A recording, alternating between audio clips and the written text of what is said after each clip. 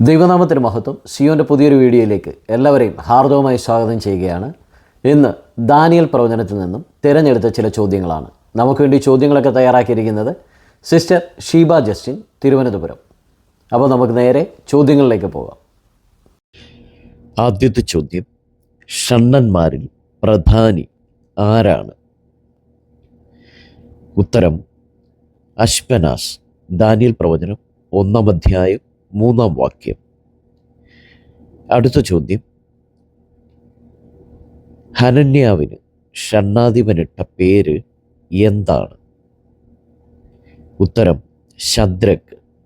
Daniel പ്രവചനം 1-ാം അധ്യായം 7-ാം വാക്യം. അടുത്ത ചോദ്യം, ആരാണ് ഭോജനവും വീഞ്ഞും നീക്കി ശാഖപദാർത്ഥം കൊടുത്തത്? ഉത്തരം മെൽസർ. ദാനിയേൽ പ്രവചനം 1-ാം അധ്യായം 16-ാം വാക്യം. അടുത്ത ചോദ്യം, ആർക്കാണ് ഉറക്കം ഇല്ലാതെയായത്?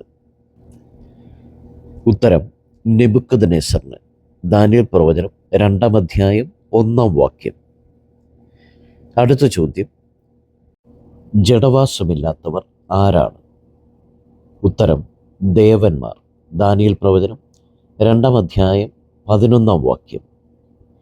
അടുത്ത ചോദ്യം, സ്വർഗസ്ഥനായ ദൈവം വിവേകികൾക്ക് എന്താണ് കൊടുക്കുന്നത്?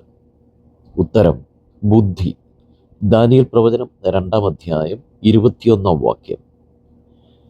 അടുത്ത ചോദ്യം, എന്താണ് സകലത്തെയും തകർത്ത് കീഴടക്കുന്നത്?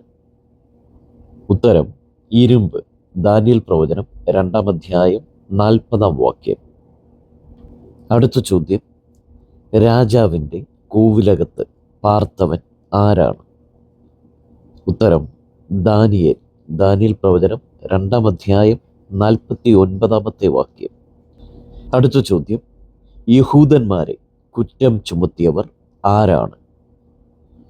ഉത്തരം കൽദയർ. ദാനിയേൽ പ്രവചനം 3-ാം അധ്യായം 8-ാം വാക്യം. അടുത്ത ചോദ്യം, എന്താണ് എത്ര ശ്രേഷ്ഠമായവ? ഉത്തരം ദൈവത്തിൻ്റെ അത്ഭുതങ്ങൾ. ദാനിയേൽ പ്രവചനം 4-ാം അധ്യായം 3-ാമത്തെ വാക്യം. അടുത്ത ചോദ്യം, വൃക്ഷത്തിൻ്റെ കീഴെ തണലിളച്ചു വന്നത് ആരാണ്? ഉത്തരം കാട്ടുമൃഗങ്ങൾ. ദാനിയേൽ പ്രവചനം 4-ാം അധ്യായം 12-ാം വാക്യം. അടുത്ത ചോദ്യം, എങ്ങനെയാണ് അകൃത്യങ്ങൾ പരിഹരിക്കപ്പെടുന്നത്? ഉത്തരം ദരിദ്രന്മാർക്ക് കൃപ കാട്ടുന്നതിനാൽ. ദാനിയേൽ പ്രവചനം 4-ാം അധ്യായം 27-ാമത്തെ വാക്യം. അടുത്ത ചോദ്യം, തെക്കേൽ എന്ന വാക്കിൻ്റെ അർത്ഥം എന്താണ്? ഉത്തരം തുലാസിൽ നിന്നെ തൂക്കി കുറവുള്ളവനായി കണ്ടിരിക്കുന്നു. ദാനിയേൽ പ്രവചനം 5-ാം അധ്യായം 27-ാമത്തെ വാക്യം.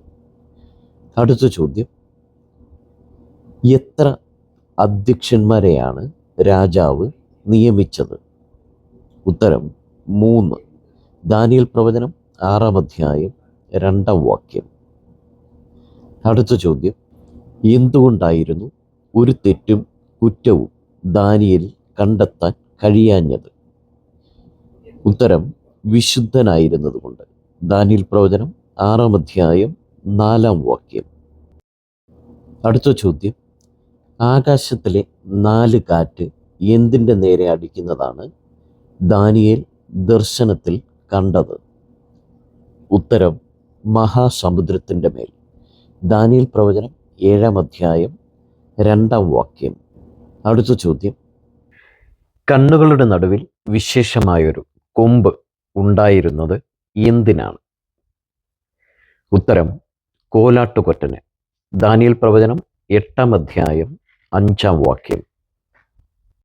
അടുത്ത ചോദ്യം, എന്ത് ഹേതുവായാണ് നിരന്തര ഹോമയാഗത്തിനെതിരായി ഒരു സേവ നിയമിക്കപ്പെടുന്നത്?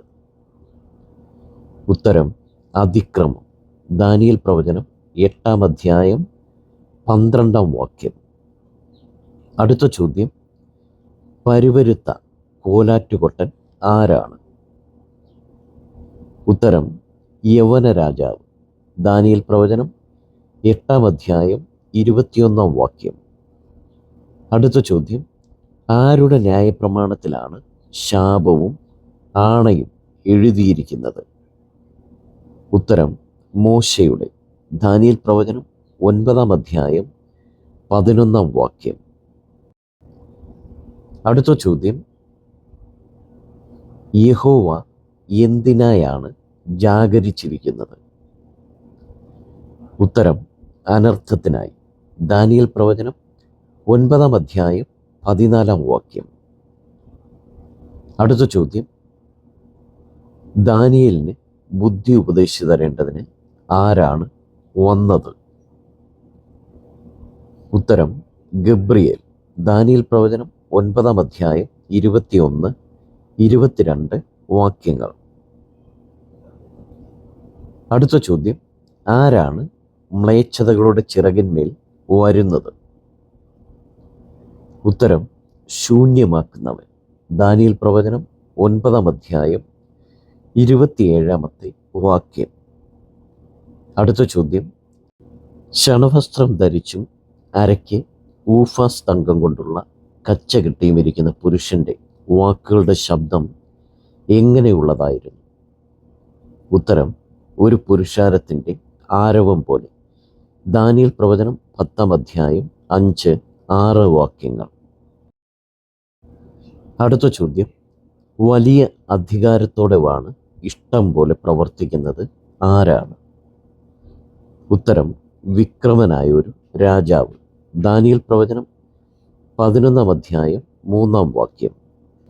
ഇന്നത്തെ ഈ ചോദ്യങ്ങളൊക്കെ ദൈവവചന പഠനത്തിന് പ്രയോജനപ്പെടട്ടെ എന്ന് പ്രാർത്ഥിക്കുന്നു. നിങ്ങൾ ആദ്യമായിട്ടാണ് ഈ ചാനൽ കാണുന്നതെങ്കിൽ സബ്സ്ക്രൈബ് ചെയ്യുവാനും സപ്പോർട്ട് ചെയ്യുവാനും മറക്കരുത്.